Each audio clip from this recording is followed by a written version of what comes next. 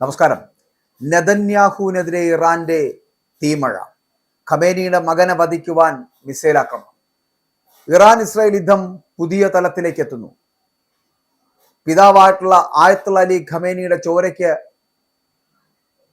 പകരം വീട്ടുവാൻ മകൻ എത്തുമോ എന്നുള്ള ചോദ്യം നിലനിൽക്കുന്നു. അത്തരത്തിലുള്ള ചോദ്യം നിലനിൽക്കുമ്പോൾ ഖമേനിയുടെ മകനെ തന്നെ വധിക്കുവാനുള്ള ശ്രമം നടത്തുകയാണ് ഇസ്രായേൽ.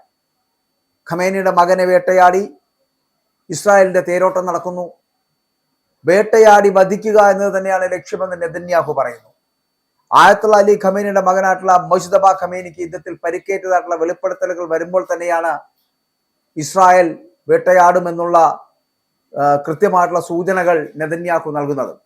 മുജ്തബ ഖമേനിയെ പുതിയ പരമോന്നത നേതാവായി തിരഞ്ഞെടുത്തതിന് പിന്നാലെയായിരുന്നു ഇത്തരത്തിലുള്ള ഒരു നിർണായകമായിട്ടുള്ള വെളിപ്പെടുത്തൽ, ആക്രമണം ഒക്കെ ഉണ്ടായിരിക്കുന്നത്. ഇറാന്റെ പരമോന്നത നേതാവായിട്ട് ചുമതലയേറ്റതിനു ശേഷം ഇസ്രായേലിന്റെ ഹിറ്റ് ലിസ്റ്റിൽ ഇടം പിടിച്ച വ്യക്തിയാണ് കടുത്ത യാഥാസ്ഥിതിക പുരോഹിതനായിട്ടുള്ള മുജ്തബ. ഖമേനിക്ക് ശേഷം അദ്ദേഹത്തിന്റെ പിൻഗാമിയെയും ഇല്ലാതാക്കുമെന്ന് ഇസ്രായേൽ നേരത്തെ തന്നെ പ്രഖ്യാപിച്ചിരുന്നു.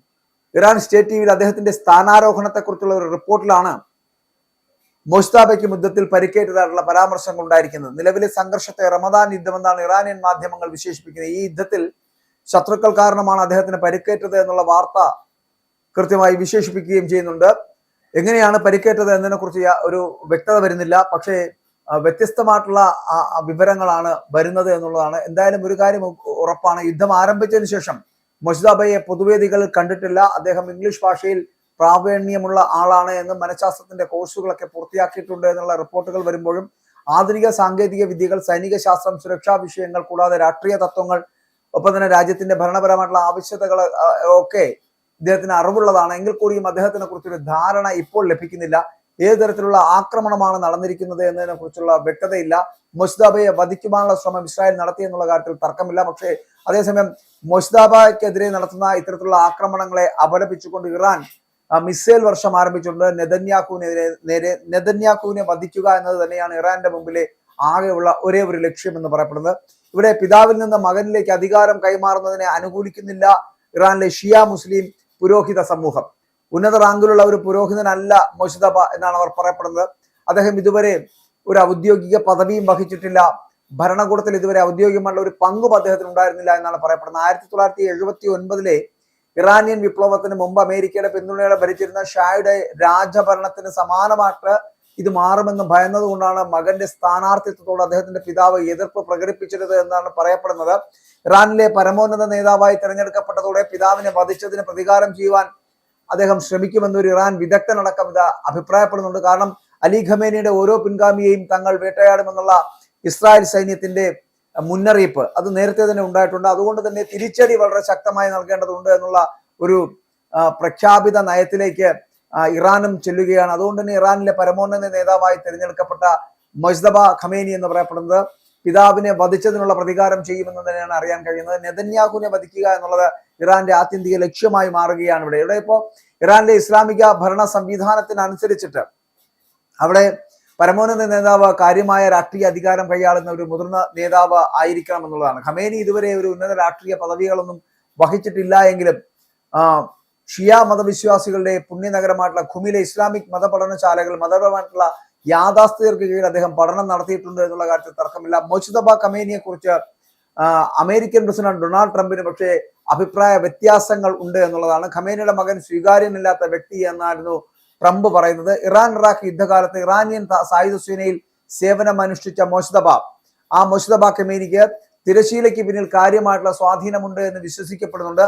അലവി സ്കൂളിലെ പ്രാഥമിക വിദ്യാഭ്യാസത്തിന് ശേഷം ഇറാൻ ഇറാഖ് യുദ്ധത്തിനിടെ ഹ്രസ്വകാലത്തേക്ക് അദ്ദേഹം സൈന്യത്തിൽ സേവനം അനുഷ്ഠിച്ചതായിട്ടുള്ള ഇറാനിയൻ മാധ്യമങ്ങൾ റിപ്പോർട്ട് ചെയ്യുന്നുണ്ട്. പിന്നീട് 1999 പുണ്യനഗരമായിട്ടുള്ള ഖുമിൽ അദ്ദേഹം മതപഠനം തുടർന്നു. പിതാവിൽ നിന്ന് വ്യത്യസ്തമായിട്ട് പൊതുവേദികളിൽ ഒട്ടും തന്നെ പ്രത്യക്ഷപ്പെടാത്ത രീതിയായിരുന്നു മുജ്തബയ്ക്ക് ഉണ്ടായിരുന്നത് എന്നാണ് പറയപ്പെടുന്നത്. പുതിയ പരമോന്നത നേതാവായിട്ടുള്ള അദ്ദേഹത്തെ വളരെ കുറച്ചു തവണ മാത്രമേ ചിത്രങ്ങളിലൊക്കെ കാണാൻ സാധിച്ചിട്ടുള്ളൂ എന്നാണ് പറയപ്പെടുന്നത്. ഒരിക്കലും ഔദ്യോഗികമായിട്ടുള്ള ഇന്റർവ്യൂകളോ അഭിമുഖങ്ങളോ ഒന്നും നൽകിയിട്ടില്ല അദ്ദേഹം. മാത്രമല്ല ചിത്രങ്ങളൊക്കെ അപൂർവമായിട്ട് മാത്രം പ്രത്യക്ഷപ്പെടുകയും ഔദ്യോഗിക സർക്കാർ പദവികളൊന്നും വഹിക്കാതിരിക്കുകയും ചെയ്തിട്ടുണ്ട്. എങ്കിലും പിതാവായിട്ടുള്ള ആയത്തുള്ള അലി ഖമേനിയുടെ തീരുമാനങ്ങളെ സ്വാധീനിക്കുന്ന വ്യക്തിയാണ് ഖമേനി എന്നുള്ള കാര്യത്തിൽ തർക്കമില്ല. ഖമേനിയെ ദീർഘകാലമായിട്ട് കണക്കാക്കപ്പെടുന്നതും അത്തരത്തിൽ തന്നെയാണ്.